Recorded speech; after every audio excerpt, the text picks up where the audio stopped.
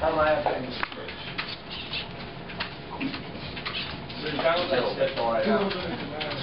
show off some features here.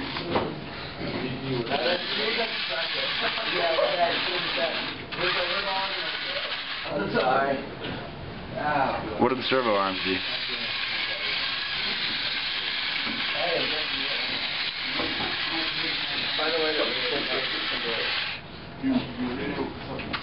They glitch out every now and then. Is it because of your foot or awkward thing? That works. And so what are your input controls? I got W is going forward, C is going reverse, A go left, D go right, S stops the whole thing. That runs the motor controller, and this runs the proto shield. U sets the silver ramp upwards like it is.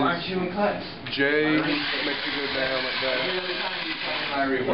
M makes it touch the floor. U brings it back up. And then I making the black arm stay up. And then K makes the black arm go down.